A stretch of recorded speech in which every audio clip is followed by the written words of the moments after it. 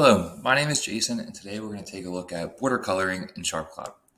So a border color is going to allow us to put a visual border, a representation of an attribute around our items in SharpCloud so we can start to get more information just by visually looking at that item.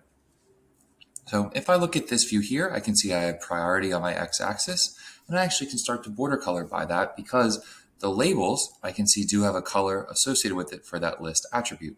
So how could I actually do that? Well, the first way I can do this is come to my view setup, and I can come to item appearance, and I can scroll down to border color, and I can go ahead and choose that list attribute for priority, and we can see all of a sudden our border has shifted. The great part about this border is it is dynamic, so automatically if I were to drag an item through swim lanes, we'll see that update. So if I take this item Zulu and move this to medium, we can see that the border color has shifted to this yellow color. If we move it back, it goes back to that green. Now, as always with SharpCloud, there's multiple ways to set this color. We just saw how we could do it from our view setup menu.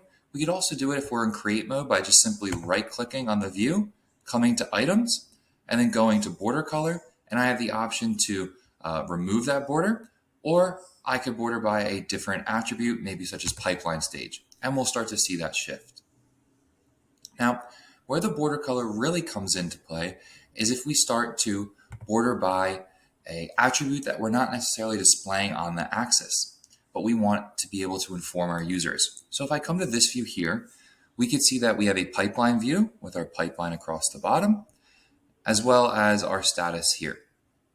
Now, I can actually start to border by priority, as I'm saying here in my title. So now this is really important because should an item shift priority, whether in a different view, we're automatically going to get notified here. So if I just jump back to this view really quickly, and let's actually use our filter this time to change it. So if I come down to priority, because I have an interactive filter open, I can actually right-click on this and choose to apply attribute colors to our item border. So that's a third way that we can do this bordering. So now I can see I'm bordered here.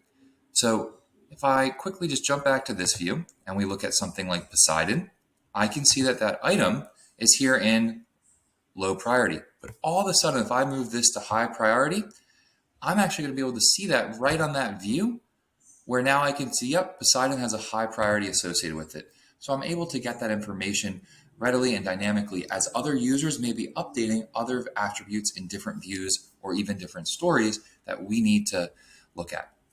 So now we can make the most informed decision because of this extra visual cue where we have a border color that denotes an attribute label.